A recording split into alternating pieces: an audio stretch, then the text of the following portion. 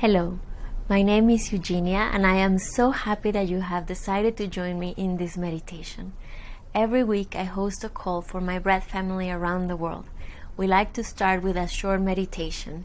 Many of them have asked me if I could share the meditation so they could do it through the rest of the week. So here it is, available for anybody that wants to connect deeper with their breath and meditation. I invite you to find a comfortable and relaxed position for yourself. I also invite you to explore a little bit more about the principles of transformational breath, which are fundamental for these meditations. You can follow the link below to have a guided exercise to learn these basic principles. Get comfortable and let's get started.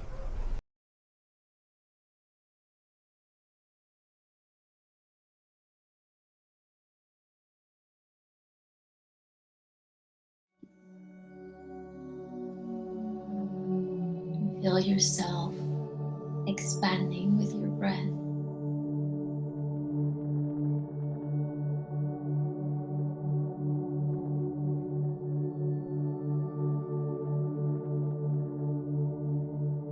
And now maintain this floating sensation, supported feeling. And at the same time, you can connect with your grounding on the earth.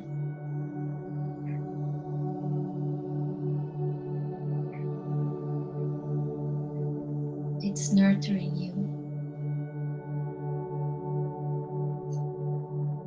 You feel the life force coming through your body, strengthening you.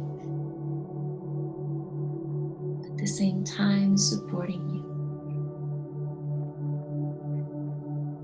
Where you don't have to take one step or one action in this life on your own.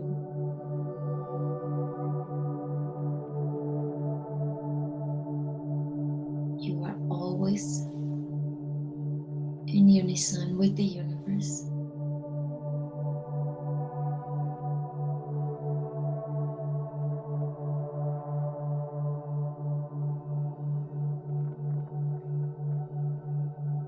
Feel the peace that brings to your mind, to your heart, to your body. Within that space of peacefulness, bring forth an intention for today, for this meeting, for your week, to support yourself and everyone else in your life.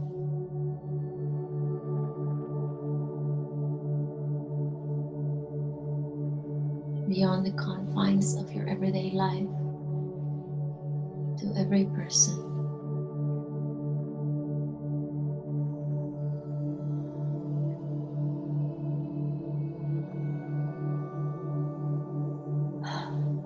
Take a deep breath, and on the exhale, feel your body relaxing.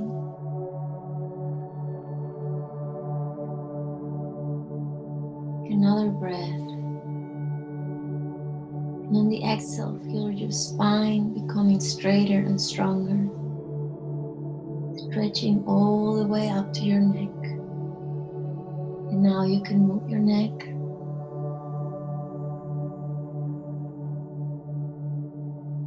And take another breath, and on the exhale, you can gently open your eyes. We are ready to start.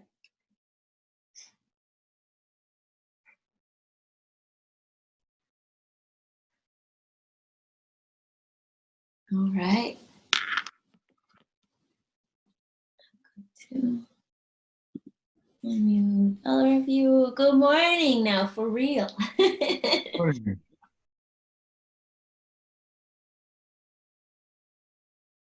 And I also have a reflection that has come for me strongly in the last days that I want to share with you and invite all of us to reflect. So anybody has questions or anything that you would like to share right off the bat? All right, very good. So, well, first of all, I think many of you were at the meditation on Saturday, and I know that was powerful.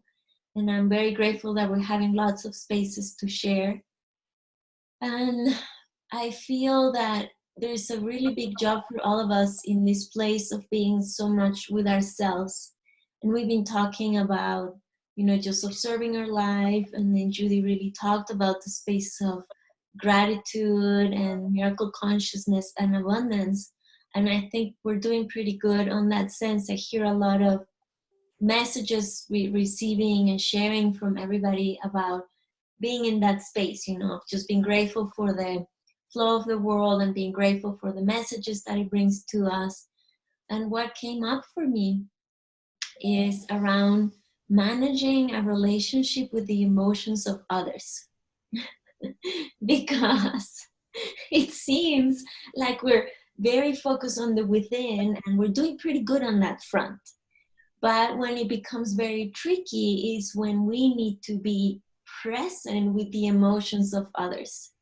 And this need that we have, or this belief that we have, that there must be a part of us that is responsible for the emotions of others. And the management that we want to do of that, and the responsibility that we feel around that. Mm-hmm. But we all have these relationships where we feel a strong connection, a sense of love, a sense of nurturing, and a sense of responsibility. And this has been a very big topic for myself. I've always had this history of feeling like the savior and the fixer in my family, where I'm the mediator and the one that needs to maintain balance and maintain center so that everybody else can be at peace. Like all these illusions in my head. But it's defined a lot of who I am. And it has marked a path for myself. And over the years, as I've tried to grow, I see this changing and shifting for me. But there were two very close relationships for me where this was very hard. And that is with my husband and with my sister. And my relationship with my sister has been the most important relationship in my life, because growing up with so many challenges in my childhood and so many difficult and painful moments, it seemed for many years that it was just her and I against the world. And we've always taken care of each other. And we always supported each other and carried each other through life. And I realized that even though this is one of my most healthy relationships, it is also one of my most dysfunctional relationships. And a lot of this has to do with that part of feeling responsible for her emotions. And this manifested a lot in our communication, where we usually communicate very beautifully, but when there is a disagreement, or somebody, one of us, either one of us, felt hurt or not hurt, like hurt like you hurt me, or you didn't hear me, seemed to trigger very strong emotions. And this was one pattern I could just not figure out. Like for the life of me, there was no way I could manifest consistent, healthy communications with her. And the breakthrough that came for me recently was, for me, the pattern was trying to make sure she surely understood what I was trying to say. And in this need of that, I kept trying to communicate, and that kept escalating the situation to a point where it was not manageable. And we love each other dearly, so we always managed to come out on the other end, and heal it. But I didn't want to heal it. I wanted to not create the need to have something to heal. Mm-hmm. And after working with this so hard recently, what I realized is the piece that was keeping me hooked in there was this need to make sure she was fine. The need to make sure she understood. The need to make sure I gave her what she needed. And these are all very big illusions that we have in life, and very very big misconceptions. So what I've been working with lately is, how can I process this? How can I create that space of silence for myself and for her, for both of us to just own our emotions, to allow her to be herself and to really give her credit for the beautiful adult that she is, that she's capable to process this on her own. Why do I believe I have to do it for her? Mm-hmm. And as I was working with this thought, I realized it was not really about her. Because as I am trying to nurture her, really what I'm trying to do is just put my mind at ease and feel that I am doing the right thing. So the one I am actually trying to put at ease is not her, it's me. Right? It comes back to us always. It's always about us.